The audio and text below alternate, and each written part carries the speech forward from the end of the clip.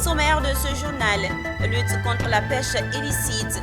Le Centre pour le droit maritime africain et le secrétariat permanent du comité interministériel de l'action de l'État en mer sont en quête de solutions. Démocratie, Civis Côte d'Ivoire commémore la journée internationale, un moment clé pour examiner et promouvoir les valeurs démocratiques à travers le monde. Certification, la Mutuelle Générale des fonctionnaires et agents de l'État de Côte d'Ivoire a reçu 2 certifications, le certificat ISO 9001 version 2015 et le certificat ISO 27001 version 2022. Lions Club International, le nouveau gouverneur du district 403A2 en visite de travail à Abidjan. Madame, Monsieur, c'est l'heure de l'actualité sur Business 24 Africa. Bienvenue. Ouvrons ce journal en nous intéressant à la pêche illicite. 780 000 tonnes de poissons pêchés dans les eaux africaines échappent au contrôle des Africains chaque année. Et cela crée annuellement un manque à gagner estimé à 2 milliards de dollars par an.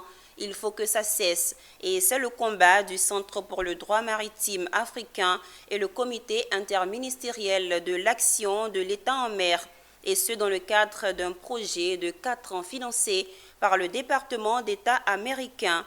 À Abidjan, ce jeudi, les 2 parties et leurs partenaires se sont retrouvés le temps d'une table ronde pour échanger et essayer de trouver des pistes de solutions. Issa Badini et Tima Traoré. Promouvoir la transparence, la redevabilité et la capacité locale à remédier aux impacts déstabilisateurs des navires de pêche hauturière étrangers dans le golfe de Guinée et les eaux de la Mauritanie. C'est sur ces thèmes que se déroule cette table ronde, le temps d'une journée en terre ivoirienne et regroupant les acteurs du monde de la pêche du Ghana, du Bénin, du Sénégal, de la Sierra Leone, de la Mauritanie et bien évidemment de la Côte d'Ivoire. L'initiative est du Centre pour les droits maritimes en Afrique en collaboration avec le secrétariat permanent du comité interministériel de l'action de l'État en mer. There are 3 core objectives. Le premier but de ce projet a but de mettre à niveau les efforts des organisations de la société civile et de tous ceux qui interviennent dans le domaine de la pêche. Le deuxième but du projet est de remettre à niveau la thématique contrôle et surveillance dans les différents pays du projet, les 7 différents pays du projet. Il s'agit en fait de recadrer un tout petit peu cette filière-là. La pêche industrielle peut être faite par nos partenaires étrangers, ça vous le savez bien, et peut être également faite par nos pêcheurs locaux. Cette pêche-là, elle peut avoir beaucoup de conséquences, comme je vous l'ai dit tout à l'heure. Il faut donc essayer de voir avec ces acteurs qui ont également leur part à jouer dans l'économie ivoirienne, comment faire de telle sorte que chacun puisse avoir sa place. Comment le pêcheur industriel peut donc travailler tout en préservant aussi la ressource. 780 000 tonnes de poissons pêchés dans les eaux africaines échappent au contrôle des pays africains. Pour le ministère ivoirien des ressources animales et halieutiques, la situation de la Côte d'Ivoire n'est guère différente des autres pays du continent, d'où des réformes engagées dans les secteurs. Il y a eu pas mal de réformes et parmi ces réformes-là figurent en bonne place, en pole position, on va dire les réformes donc, qui concernent le secteur de la pêche INN.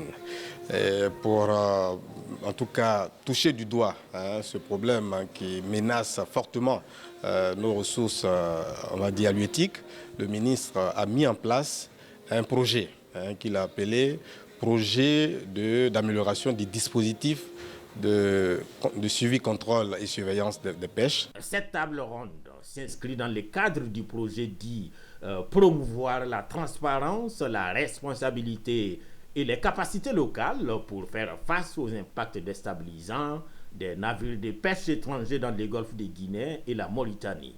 Un projet financé par le département d'État américain à hauteur d'1 million de dollars et ce pour une durée de 2 ans. Chaque année, dans le mois de septembre, est célébrée la Journée internationale de la démocratie, un moment clé pour examiner et promouvoir les valeurs démocratiques à travers le monde. en Côte d'Ivoire. Cette journée revêt d'une importance particulière, surtout dans un contexte marqué par des défis politiques et sociaux. Cette année, Civis Côte d'Ivoire, une organisation engagée dans la promotion de la démocratie et de la bonne gouvernance, a commémoré cette date à travers une rencontre portant l'état de la démocratie en Côte d'Ivoire. Le récit de Anja Sémian. C'est à l'occasion de la Journée internationale de la démocratie que Civisme Côte d'Ivoire a initié une rencontre portant sur l'état de la démocratie en Côte d'Ivoire, défis et perspectives. L'événement a réuni des représentants de la société civile, des acteurs clés, des citoyens, pour discuter des enjeux actuels qui affectent la démocratie en Côte d'Ivoire. Parmi eux, la question de la représentativité de la femme dans les sphères de prise de décision que dans les assemblées élues a été évoquée. Malgré les efforts pour encourager la participation politique des femmes, un constat est fait, le taux est encore faible. Les données chiffrées disposent révèlent que si les femmes représentent 47% de notre population et que les jeunes 75%, leur représentation dans les instances de prise de décision reste nettement inférieure à 30%. Elles sont, les femmes, sous-représentées dans les différentes sphères, tant au niveau des postes de prise de décision que dans les assemblées élues. En vue de consolider les acquis démocratiques en Côte d'Ivoire, le Conseil national des droits de l'homme a profité de l'opportunité pour adresser ses ambitions au profit des jeunes, des femmes et de la société civile. En vue d'améliorer l'exercice des droits civils et politiques de tous les citoyens ivoiriens, particulièrement les femmes, le Conseil national des droits de l'homme travaille à former des femmes désireuses à participer à la vie politique en Côte d'Ivoire, à mieux comprendre le fonctionnement de la vie politique et les enjeux de la gestion du pouvoir et de la gouvernance démocratique ainsi que leur implication.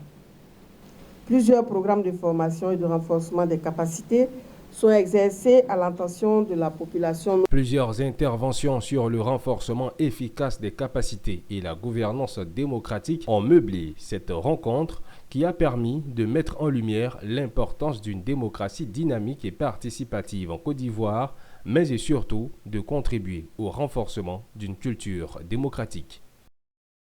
Poursuivons ce journal avec une note de certification. La Mutuelle Générale des fonctionnaires et agents de l'État de Côte d'Ivoire a doublement été certifiée. Elle a obtenu le certificat ISO 9001 version 2015 et le certificat ISO 27001 version 2022. La cérémonie de présentation de ces deux certificats aux responsables de la mutuelle a eu lieu au siège de la MUGEFSI au Plateau.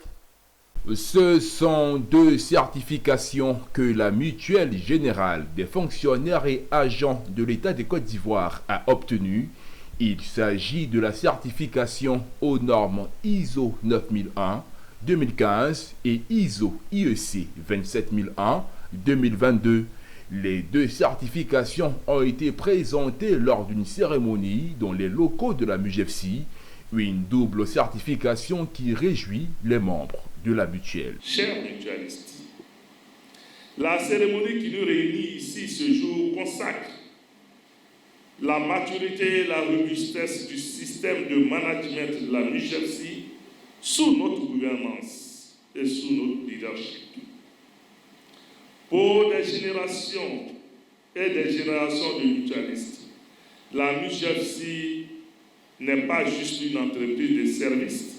La MUGEFSI, l'unique instrument de solidarité, la MUGEFSI, c'est la vie. Et la double certification de la MUGEFSI aujourd'hui est un réel motif de plaisir, oui, mais de fierté. Et je voudrais ajouter que nous sommes rassurés au niveau de l'AIRMS. Pour nous qui opérons le suivi et le contrôle de cette structure, il faut dire qu'aujourd'hui, c'est une consécration pour l'AIRMS, mais aussi pour la MUGEFSI. Lors de cette cérémonie de présentation des deux certificats, certains fonctionnaires ont donné leurs impressions. En ce jour, mon cœur est rempli de joie. C'est une grande satisfaction pour moi d'appartenir à une mutuelle qui a une double certification. Double certification, ça n'a pas permis à tout le monde. Si la mutuelle a eu cette double certification, c'est parce que la mutuelle travaille. Elle travaille et c'est à encourager. Il est bon de rappeler que la Mutuelle Générale des Fonctionnaires et Agents de l'État de Côte d'Ivoire, MUGEFSI, a pour mission essentielle de contribuer à l'amélioration des conditions de vie de ses membres.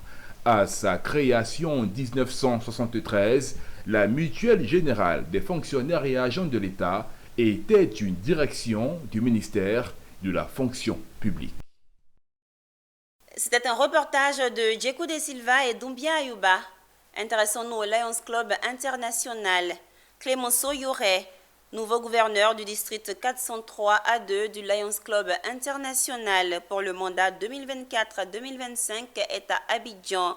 Le Libérien qui coiffe l'association au niveau de la Côte d'Ivoire, du Togo, de la Sierra Leone et du Libéria est à Abidjan pour une visite de travail. Il a été accueilli par plusieurs personnalités de cette association humanitaire à l'aéroport international Félix Houphouët-Boigny d'Abidjan.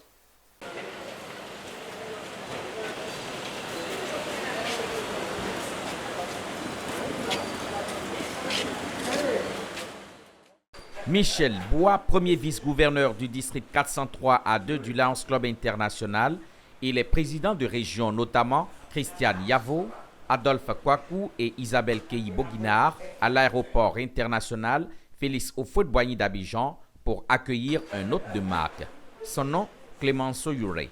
Il est le nouveau gouverneur du district 403A2 du Lions Club International pour le mandat 2024-2025. Quelques mois après son élection, le gouverneur Clémenceau Yoré est à Abidjan pour une visite de travail. 10 jours durant, il va rencontrer les clubs Lyon et Léo en vue de partager avec eux sa vision et ses stratégies pour atteindre les objectifs de son mandat. The purpose of this visit is to meet the Lions, the largest Lion clubs, concentration Lion clubs in our district in Côte d'Ivoire, to discuss the goals that have been established. Le but de ma visite est de rencontrer le plus gros échantillon de notre district en Côte d'Ivoire. Je voudrais discuter des objectifs qui ont été fixés pour ce mandat avec eux. Je voudrais aussi faire la planification stratégique pour voir comment nous pouvons atteindre ces objectifs. Very hard, and we hope that at the end of the 10 days, we all will leave satisfied that at the end of the mandate, we meet our objectives. Le gouverneur va déjà, à partir de vendredi, aller poser la première pierre de la construction de la bibliothèque en braille à l'INIPA, à Yopougon, à l'Institut des aveugles. Après cette œuvre-là, le gouverneur se retrouvera au CHU de Treichville, où il ira visiter notre œuvre qui a été faite par les Lions, qui est le service d'oncologie pédiatrique. Le gouverneur va se rendre à Yamoussoukro pour aller voir ce que les Lions ont mis en place, qui est la clinique ophtalmologique à Camille. Nous avons beaucoup de choses à faire. Nous réalisons pas mal de choses. Bon, peut-être que la population ne sait pas, mais beaucoup de choses sont faites par les Lions. Nous avons au CHU de Treichville le centre des Grands Brûlés. C'est un centre qui est fait par les Lions. Il est bon de souligner qu'après sa descente à l'aéroport international d'Abidjan, le gouverneur Clémenceau Yoré s'est rendu à son hôtel où l'attendaient déjà des Lions, notamment la passe-gouverneur de district Elisabeth Atobra pour une séance d'échange. L'entreprise américaine de distribution de compléments alimentaires Forever Living Product a procédé à la célébration de ses 20 ans d'exercice en Côte d'Ivoire. Durant cette période, cette entreprise a connu des distributeurs d'exception comme Augustin Zinsouk Baguidi qui a enregistré des performances en Afrique. Au cours de la célébration de cet anniversaire, Augustin Zinsouk Baguidi a reçu ses attributs de manager diamant des mains des patrons de Forever Living Product venus des États-Unis pour la circonstance. Monésir Nascimento pour le commentaire.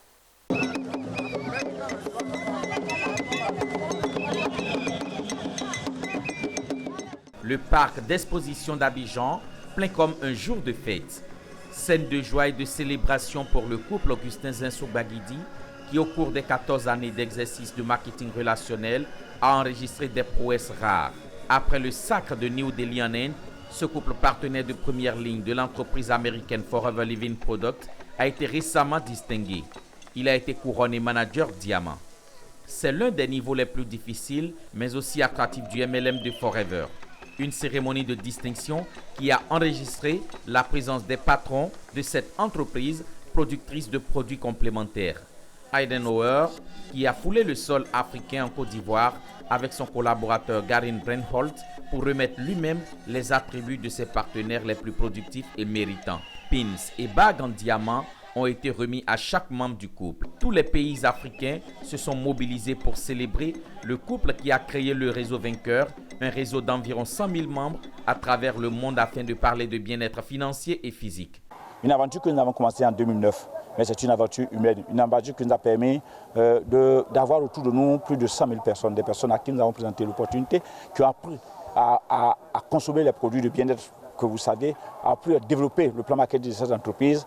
Et quand vous en avez aidé 25 qui atteignent un sommet appelé le niveau manager, on dit que vous êtes désormais manager diamant. Depuis donc la création de cette entreprise, depuis c'est plus de 20 ans qu'elle fait ici dans notre zone, il y a 4. Je suis le 4e diamant. Nous avons eu déjà 1 au Burkina et 2 en Côte d'Ivoire et je suis le 3e donc africain ivoirien à avoir cette qualification. Une satisfaction et des hommages de Justine Baguidi pour son époux, mais aussi tous les réseauteurs qui ont cru au couple marketeur. Qui symbolise l'unité, le réseau. Très fort. Tout à l'heure, nous allons écouter le témoignage du diamant.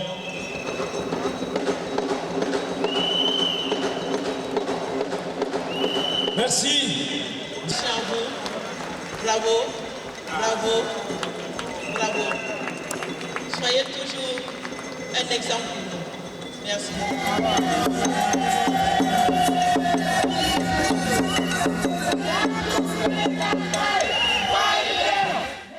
Souvent, lorsque nous avons un défi, we don't know what to do to overcome it. On ne sait pas quoi faire pour le surmonter. But we find a way. Mais on trouve un moyen. And when we overcome it, et quand on arrive à le surmonter, how do you feel? Plusieurs autorités administratives et coutumières ont vécu cette célébration. Il s'agit entre autres de la chefferie traditionnelle du Bénin, notamment Sa Majesté Dada Ganfon Gagnihoun, Tofak Baguidi, roi de Savalou, venu soutenir Augustin Zinsou Baguidi, celui qu'il a récemment nommé ministre de la diaspora au royaume de Savalou au Bénin.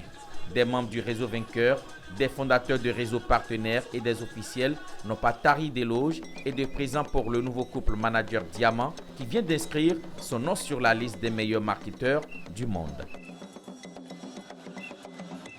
Parlons santé. Il s'est ouvert dans la commune de Dabou l'atelier de formation des organes de presse sur l'infection à VIH au stade avancé, organisé par le Programme national de lutte contre le sida. Cette session se tient du 16 au 20 septembre et vise à orienter la communication des médias sur l'importance de l'observance aux traitements antirétroviraux en vue de changement de perception des populations sur le VIH. Michel Brou et Richard Akiki. 4 jours seront utiles à ces professionnels des médias venus des divers horizons du pays pour renforcer leur capacité sur les infections à VIH au stade avancé. Une thématique dont l'importance à cette session en vaut la chandelle selon les dernières estimations. Ce sont 421 262 personnes vivant avec le VIH en fin 2023, dont 18 241 enfants et 403 021 adultes, avec des cas de décès estimés à 9 518 en 2023, pour 48% de femmes et 52% d'hommes. Un taux relativement en baisse du fait des efforts conjugués des organes de lutte contre cette maladie de 2010 à ce jour, avec une réduction du taux de mortalité de 50%. Après avoir commencé par des projets pilotes, nous sommes aujourd'hui dans le cadre du passage à échelle. Et plusieurs prestataires de santé ont été orientés sur la thématique de l'infection VIH à stade avancé, à l'effet de reconnaître cette thématique-là et prendre précocement les personnes atteintes de ces infections-là. C'est aussi le lieu aussi d'utiliser les médias que vous êtes, à l'effet aussi de porter l'information de la sensibilisation. Et vous conviendrez avec moi qu'il serait important de se dépister tôt. Un thème dont le choix est opportun pour ces hommes de médias. Ils doivent s'impliquer dans cette sensibilisation et concourir à la réduction des comportements à risque de personnes vivant avec le VIH au sein des communautés, surtout garantir leur prise en charge sanitaire. Il faut rappeler que le VIH-Sida existe toujours. Voilà, il ne faut pas baisser les bras.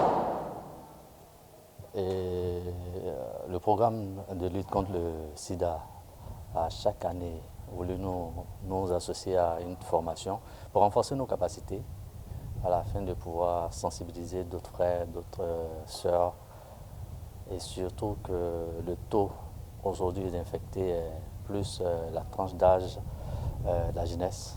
On veut nous faire comprendre que le sida est toujours présent. C'est vrai qu'il faut communiquer. Moi, je dis toujours, quelles que soient les notions qui vont sortir, il faut faire une campagne de sensibilisation très accrue sur les populations pour que surtout les jeunes qui sont les plus infectés comprennent que le sida est une réalité, qu'on n'en guérit pas. Cet atelier de formation bénéficie de l'appui financier de CDC, PEPFAR et contribue à créer un environnement plus informé et inclusif où chacun peut accéder à des informations essentielles pour sa santé et son bien-être. Même sujet, faire barrage au VIH-Sida dans les zones de Bandoukou et du Poro. Telle est la vision de l'ONG Éveil et l'ONU-SIDA, ainsi que leurs partenaires qui sensibilisent les populations et les autorités dans le but de trouver des mécanismes visant la prise en charge des personnes vivant avec la maladie. À Bandoukou, un atelier s'est tenu dans ce sens à l'initiative de l'ONG Éveil. Anissé Kouadio, notre correspondant.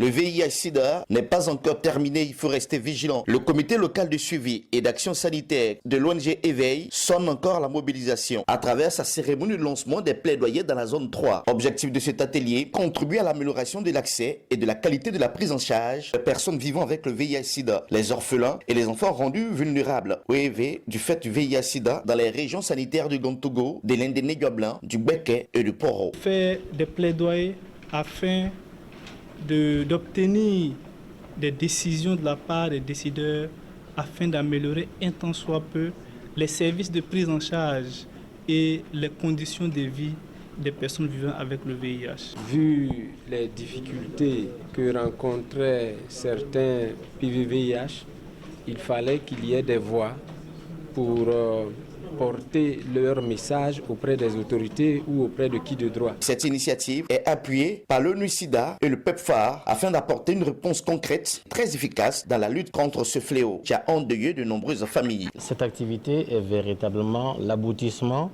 du processus qu'on appelle du suivi dirigé par la communauté, à collecter des informations, à collecter des données auprès des personnes vivant avec le VIH, auprès des personnes qui sont des personnes vulnérables, qu'on appelle les populations clés. Les élus, les cadres et les autorités administratives sont aux côtés de l'ONG Éveil, à travers son comité local d'action sanitaire, conjuguer ensemble les efforts pour contrer la maladie. Notre engagement collectif à renforcer le système de santé local, à améliorer la prise en charge des personnes vivant avec le VIH et à garantir que personne ne soit laissé de côté. Cette cérémonie de lancement de plaidoyer dans la zone 3 a pour également un point culminant la mise en œuvre du Community Lead Monitoring, CLM, dirigé par les communautés, qui est notamment assuré par l'ONG Éveil depuis le 1er juillet 2022. Ce plaidoyer des classes de Bandoukou soutenu par l'ONU-SIDA et le PEPFAR vise à mobiliser toutes les compétences et les ressources communautaires pour lutter contre le VIH-Sida et mener donc des sensibilisations accrues et le renforcement des services de santé sont des actions clés pour garantir un accès équitable aux soins. Avec sa mission principale de garantir un service de transport sûr, efficace, accessible à l'échelle nationale, l'autorité de régulation du transport intérieur a décidé de se rapprocher des transporteurs et des usagers. À Yamoussoukro, un nouveau bureau est opérationnel depuis ce mercredi 18 septembre 2024. C'est le colonel Brou Clément, inspecteur général des transports représentant le ministère des Transports, qui a procédé à l'ouverture de ce bureau au sein de la préfecture. Charles Kouakou et Walter Kofi. L'ouverture de cette représentation s'inscrit dans la dynamique de renforcement de la régulation et de la supervision du secteur du transport à l'échelle locale. En tant que capitale politique et administrative de la Côte d'Ivoire, Yamoussoukro occupe une position géographique et économique stratégique. L'ouverture de ce bureau est pour nous une signification particulière. Elle s'inscrit dans la volonté manifeste du président de la République, son Excellence M. Alassane Ouattara, de concrétiser le transfert de la capitale politique à Yamoussoukro. De plus, cette ville revêt une importance stratégique dans la politique d'expansion de l'artiste sur le territoire national. Son emplacement géographique à la croisée des voies terrestres fait d'elle un carrefour essentiel. Cette initiative, très bien perçue par l'ensemble du Conseil de régulation, constitue un début d'un travail considérable entrepris par M. le Directeur général pour la mise en place d'une politique unique, structurée, homogène et cohérente dans le domaine du transport intérieur. Une initiative saluée par les transporteurs. Nous accueillons ce taxe institutionnel avec beaucoup de joie, parce que l'ouverture de ce bureau évite désormais aux transporteurs de faire recours au service de l'AETI. Ce déploiement rentre dans la politique du gouvernement. L'inauguration de ce bureau régional de l'ARTI à Yamoussoukro, pôle politique et économique en plein essor, est une réponse certaine à la nécessité de régulation ressentie dans toutes les régions de Côte d'Ivoire, et plus encore dans celles à forte démographie, dans lesquelles la problématique liée au secteur nécessite une prise en charge effective, adaptée aux réalités locales.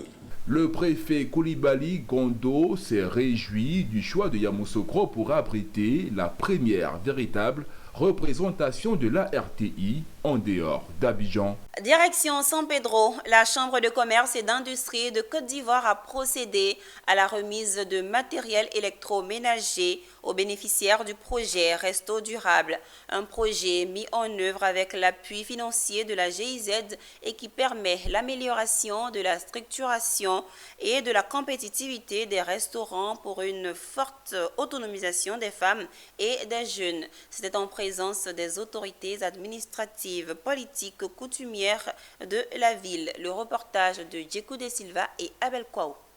Le projet Resto Durable avait pour objectif de contribuer à l'amélioration de la structuration et de la compétitivité des restaurants pour une plus grande autonomisation des femmes et des jeunes.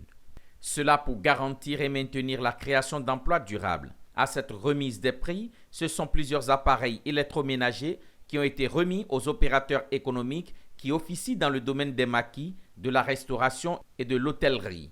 Nous avons eu l'opportunité de signer un partenariat avec la GIZ, c'est-à-dire la coopération allemande, et où justement ils interviennent pour créer plus d'emplois, pour permettre à des opérateurs économiques, à des femmes surtout, de pouvoir justement se prendre en charge en développant leurs activités, donc dans le cadre de l'autonomisation, et ensuite faire de telle sorte qu'on puisse créer des emplois. Nous sommes satisfaits du don venant de la Chambre de commerce de la GIZ, voilà, pour le soutien qu'ils nous apportent. Voilà. C'est important de nous soutenir parce que là, quand tu crées une petite entreprise et que tu payes les impôts, tu payes les taxes et qu'en retour, le gouvernement ne te voit pas, c'est un peu frustrant. Aujourd'hui, on est vraiment heureux d'être là, vraiment heureux de recevoir tous ces dons venant de la Chambre de commerce et de l'industrie de Côte d'Ivoire. Au temps fort,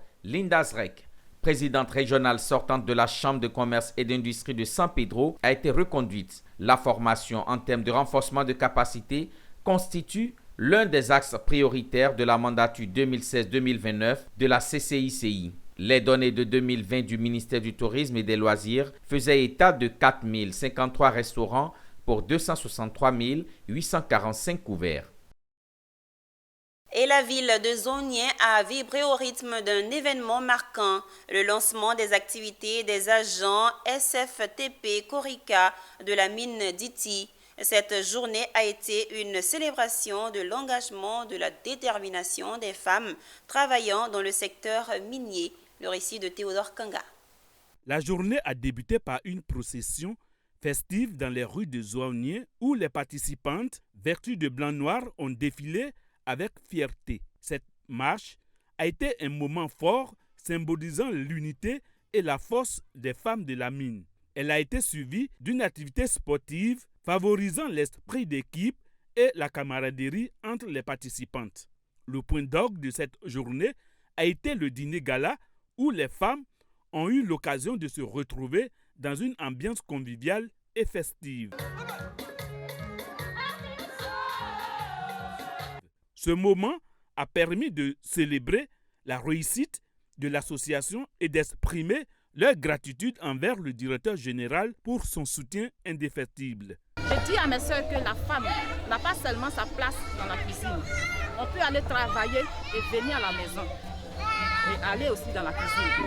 Parce qu'une femme est faite d'abord pour la maison et après, il y a le professionnalisme qui joue. Donc, on se met ensemble pour pouvoir travailler, pour aider notre société à se lever. Je salue comme ça l'initiative de cette association. Je salue l'initiative de la présidente, Mme Mondé, qui a eu le nœud creux de créer cette association. On a créé cette association pour que nous puissions travailler en harmonie, dans le respect, dans la cohésion, surtout dans le respect. Et là, nous, les autres, toutes nos soeurs, tous nos collègues n'ont pas encore adhéré, de s'y intéresser, de s'adhérer et de rester, de venir avec nous. Mais dans la main, nous allons avancer dans la paix, dans l'harmonie. La soirée s'est clôturée en beauté avec des prestations artistiques mettant en avant le talent local et créant une atmosphère de joie et de fête. Ce premier événement a été un véritable succès et a ouvert la voie à d'autres initiatives visant à renforcer le rôle de la femme dans l'industrie minière. En image à présent, un contrat d'ingénierie a été attribué à la compagnie Siemens Energy dans le cadre du projet en eau profonde en cours de développement dans le bassin du Kwanza en Angola. Selon les informations relayées, le marché couvre la conception, l'ingénierie et la fourniture d'un système de production d'électricité d'une capacité de 80 MW. Une installation destinée à garantir une alimentation fiable pour les opérations de l'unité flottante de production, de stockage et de déchargement du projet. Toujours en images, la Fondation internationale Working to Advance STEM Education for African Women est une organisation basée au Nigeria militant pour l'autonomisation des femmes. Elle a lancé les candidatures de son programme annuel de bourse d'études visant à accorder une subvention aux femmes africaines qui souhaitent suivre un cursus dans les domaines des sciences, technologies, ingénierie et mathématiques pour l'année académique 2025-2026. Pour postuler, les candidates doivent être originaires d'Afrique, y être installées et être âgées de moins de 32 ans.